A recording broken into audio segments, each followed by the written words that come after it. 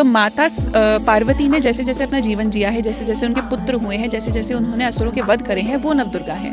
प्रथमम शैलपुत्री, शैल मतलब ठंडक को कहा जाता है, पहाड़ को कहा जाता है, तो उसकी जो पुत्री हैं जो कि बर्फ जितनी सख्त भी हो सकती है पर एट द सेम टाइम निर्मल भी है, तो उनको शैल की पुत्री शैलपुत्री कहा गया है।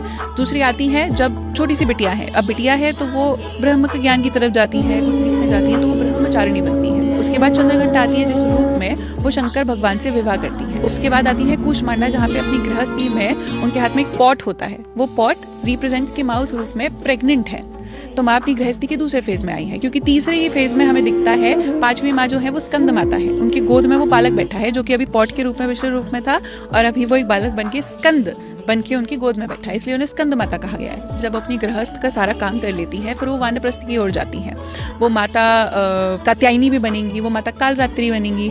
उसके बाद जब वो वानप्रस्थ में सारे असुरों का मर्दन कर देती है कात्यायनी और कालरात्रि के रूप में, उसके बाद वो आती है अपने संन्यास की ओर, जहाँ पे वो महागौरी बनती है।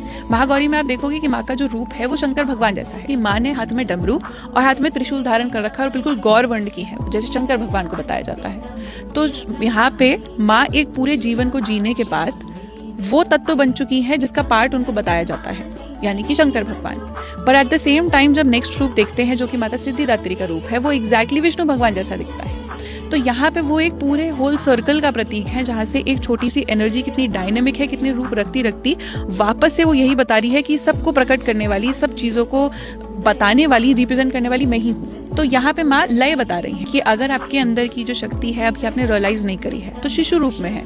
जब आप उसको थोड़ी थोड़ी नॉलेज दोगे, मंदिरों में जाओगे, अच्छे लोगों से मिलोगे जो कि आपको अच्छा ज्ञान देंगे, तो वो धीरे धीरे पढ़ना शुरू करेगी। ओह, तो क्या मैं ये करने के लिए भी केपेबल हूँ? अपेरेंटली गुरु आ जाएंगे। गुरु आना मतलब जैसे चंद्रघंटा माँ शंकर भगवान से शादी करती हैं, तो शंकर भगवान माता पार्वती के गुरु माने गए हैं। फिर आप धीरे धीरे करके अपने आप को और बढ़ाने का प्रयास करोगे उस गुरु की एनर्जी के साथ, जो कि है माँ कूष्मांडा। अपने अंदर वो ऊर्जा प्रकट कर रही हैं। उसके बाद जब आप अपने आप को अच्छे से ब्लॉसम करोगे, दैट इज माता स्कंद माता, जो कि अपने आप को रेप्लिकेट करके स्कंद के रूप में साथ में बिठा के रखती है।